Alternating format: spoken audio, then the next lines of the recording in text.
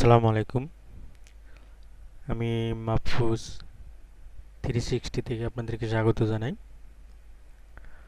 আজকে আমি দেখাবো কিভাবে আপনার পেজে বা আপনার মুখে একটি পতাকা সেট করবেন এবং স্টিকার লাগাবেন adobe ফটোশপ দিয়ে এই সিস্টেমটাই আমি আজকে দেখাবো।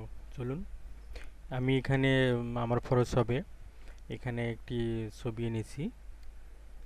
এখন যেটা করব, আমার এই ছবিটা মুখটাকে সিলেক্ট করতে হবে। আমি ম্যাজিক টুল ব্যবহার করব। ম্যাজিক টুল দিয়ে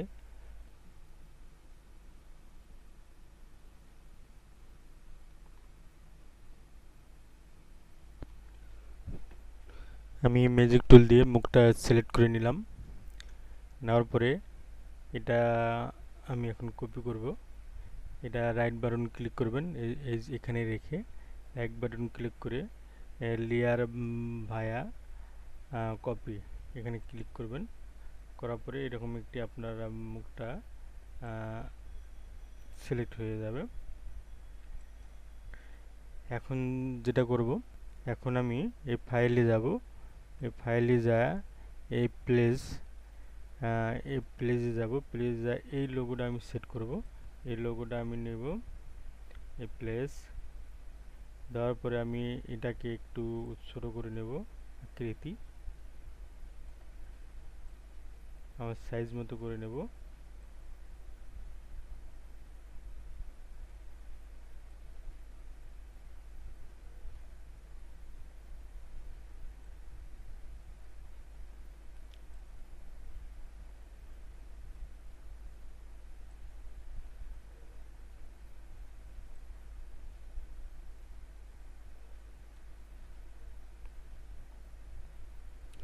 করে নিয়ে এই যে এই টিক চিহ্ন এখানে আছে, এই টিক চিহ্নটা উঠিয়ে দেব।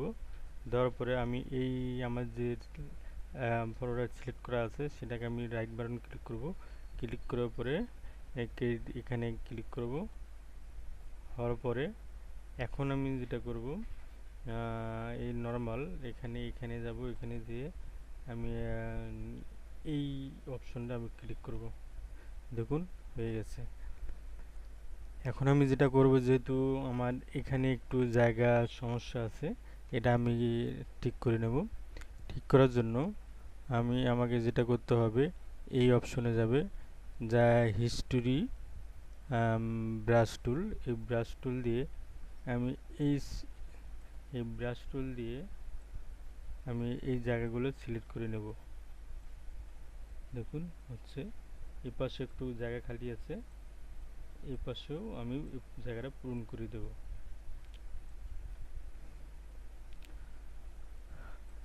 আর চোখটা ফ্রি আছে।